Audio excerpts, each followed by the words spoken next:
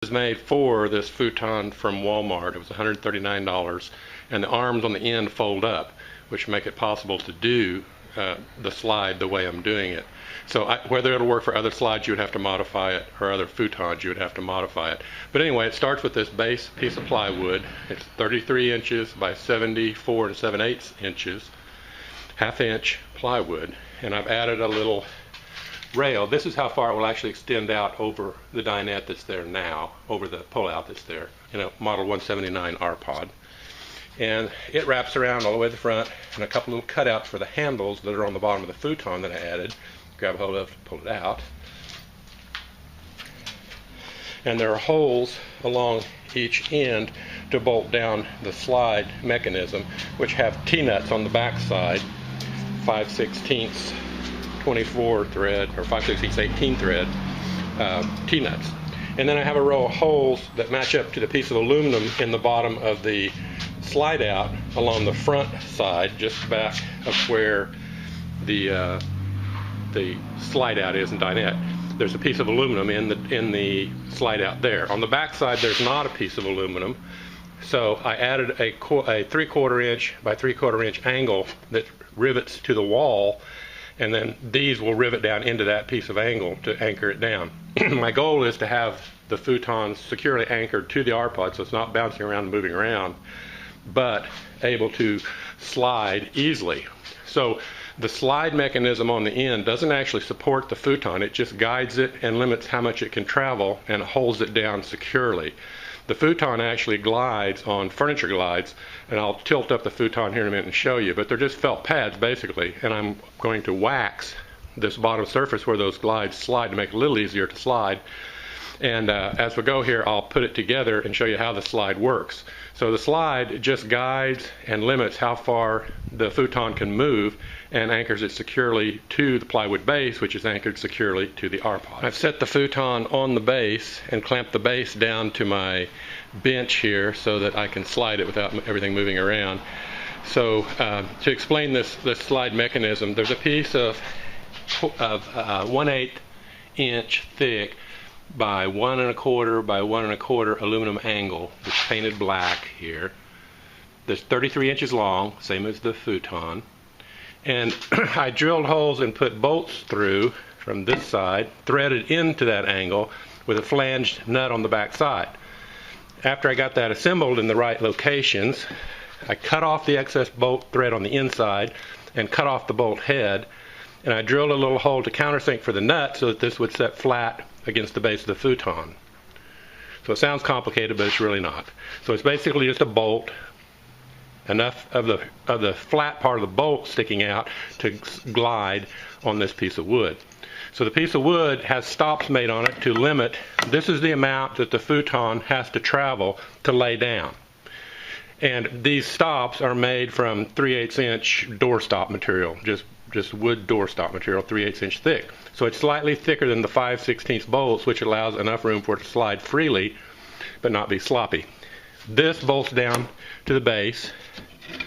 This bolts down on top. So now the futon can slide back and forth and be held down securely. So I'll bolt it together and then we'll show you how it slides. The slide mechanism I didn't mention, I also added these 1 1/4 plastic fender washers. They come in 1/4 inch inside diameter, so I just drilled those out to 5/16 to fit on my studs here. And the bolts that bolt this all together, that bolt the top onto the bottom of the rail, are 2 1/4 inches, which you don't find at most hardware stores. I ordered them off Amazon. You could cut a longer bolt, but you don't want to go longer than that because it can't go through past the 1/2 inch plywood base. You don't want it to go into the bottom of the slide out. And 2 1/4 inch is just perfect. This is 1 1/2 inch poplar. You could use hardwood. I didn't have any, so I used poplar. And they're just cut 33 inches, the same length as the slide. And the holes are located with the stops to allow the pins to slide between them, the distance the futon needs to slide. So now we'll finish putting it together and then I'll show you how it slides. I couldn't slide it out and film at the same time, so I slid it out. And so you can see the futon is hanging out over the piece of plywood by about 8 inches. But the plywood gives it plenty of support with the futon frame underneath that you don't need any legs under the edge. I'll film it after when I put it in the iPod of it actually sliding out when I have somebody to help with the camera. So that's the slid out position. This distance from here to here is what it will hang out over the slide out in the bed position. In the upright position, it hangs out over the slide out this distance here, which is not a problem for us. We took out the footstools and cut down the footstool by the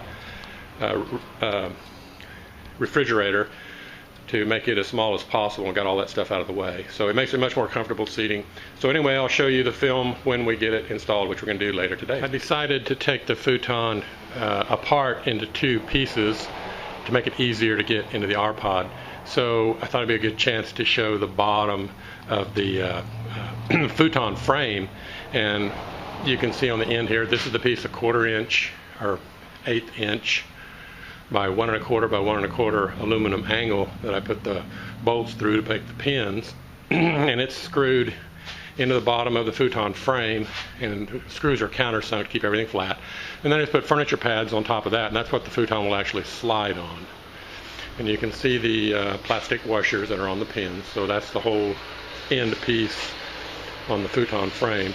And I just joined the 2 halves of the futon frame together with pieces of 1/8 inch, 2 inch wide aluminum, and screws countersunk in each side to hold the frame together. And I lined the futon frame up because they're not the same actually. You can see at the bottom they're a little off, but I wanted the fronts to match, so I matched it at the front and screwed them together. And I used the holes for the legs for the futon. There's a bracket that goes across here to hold everything in place while I mounted these. And those are the handles that I screwed onto the bottom of the futon frame to make it easy to grab a hold of to pull it out. And I'll put glides back on these pieces of aluminum, so when it's all said and done, the futon actually glides on the furniture glides on each end and on the aluminum tabs in the center, which gives plenty of surface area to make it easy to slide. I wanted to point out the changes I made to the RPod179 before I installed the futon. The first thing I did was I removed the fabric and cut down this front stool. Made it shorter and less in length so it doesn't stick out in the room as far. There's wiring and plumbing inside there, so you can't really remove it without a lot of trouble. So I made it as compact as I could get it, and there's still a little bit of storage in there, and I'll either put a little basket on top or make another small cushion to go on top of it. I took off the rubber, that funky rubber trim they have on the front of the slide out, and replaced it just with a piece of trim wood, and I'll go back and touch up the screw holes. And along the back, this is a piece of 3/4 inch by 3/4 inch by 1/16 inch aluminum painted black, and you can see it's pop riveted to the back side because there's a piece of aluminum in there, aluminum tubing. There's not in the bottom. There's nothing underneath in this back edge here, so there's nothing to attach to. So I'll pop rivet through my platform into this and through the wood, and that'll give it a pretty substantial anchor down. And then also I will pop rivet through my platform into this front piece of aluminum that runs about right in here. It's right at the front of the pull out here. There's a piece of aluminum in there. Actually, it's right here. There's a piece of aluminum in there. I'm going to attach into that. So that's the only modifications. Oh, one other slight modification. This little corner had to be cut out because my plywood comes out further than that, so I just had to notch it out. I know people are wary of making changes in their RPod, but since I'm planning on leaving this in here, I'm not that concerned about making some changes. This is the bottom side of the platform I'm getting ready to put into the slide out. I just thought I would show some detail on it. So I painted it black for the first amount that's going to actually stick out past the slide out. This is a piece of 3/4 inch trim I added just to give a little stiffness to the edge and make it look a little better. And these are the T-nuts. You drill a hole the size of the cylinder on the T-nut, which in this case was 3/8, You put them in from the bottom side, and you put a nut or a bolt on top, and you draw them up, and they have prongs that go into the wood that keep them from turning. So you can pull them up where they're almost flat with the wood. They stick out just a little bit, but they're not too bad. And that's what our rail system on top will bolt to.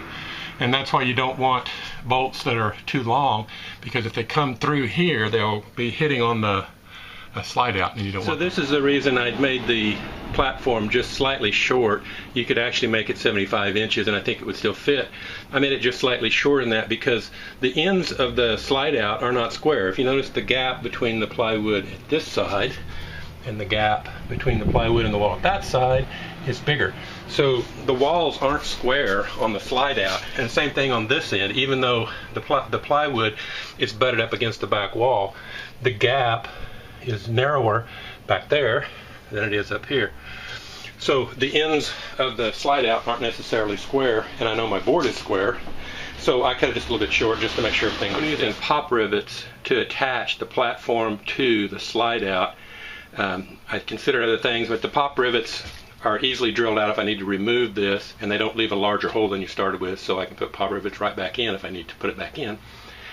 And they're easy and pretty secure. And because there's just a thin piece of aluminum on this outside edge, aluminum tubing inside to attach to, pop rivets flare out on the inside and make a pretty good attachment.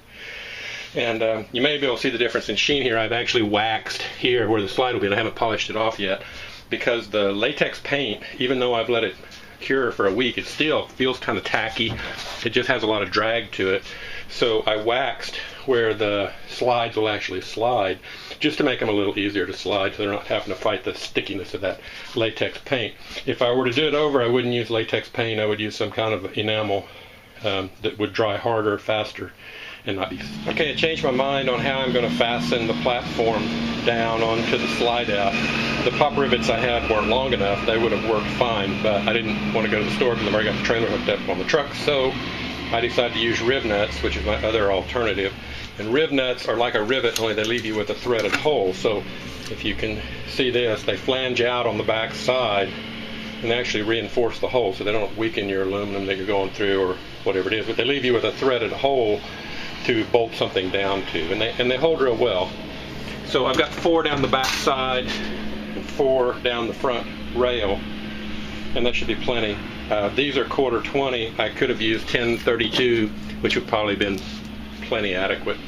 But anyway, pop rivets would work if you don't have a rivet nut tool. It takes a special tool, and that is an end. Looks like that. You thread the riv nut on it, you put it in the hole, and when you squeeze the handle, it flares out so that it sets it in the hole, and then you just unthread the mandrel from it, and it leaves you a threaded hole like that. So the platform is secured to the slide out. I put 4 of the 1/4-20 screws down the back side and 4 of the 1/4-20 screws in the rail on the front of the slide out. So you can see here how far out the platform goes past the slide out. It's about 8 inches. The futon's all in, so Nancy's going to pull it out. On the handles. And put the back down.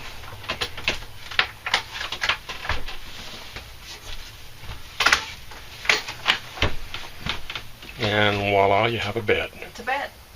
We don't really need a bed. Well, we have one. But we have plenty of room. So put the backrest up the first notch for a lounge. There you go. And then just shove it back to the wall. Just push it back till it's... There you go. So that's their lounge position. And then bring it back up to a couch. Pretty loungy. It's pretty comfortable though. And slide it on in. And then bring the arms up, the armrest up.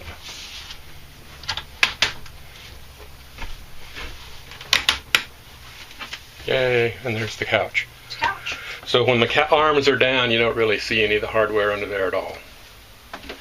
And there you have it. This is what it looks like with the slide-in in. And Nancy's going to come and show opening the bathroom door. You can actually get in the bathroom. You can't open the door all the way, but you can get in the bathroom. So this isn't a problem for us. If somebody else doesn't like the narrower walkway with the slide-in, it would be a problem. But we don't think that's a big problem.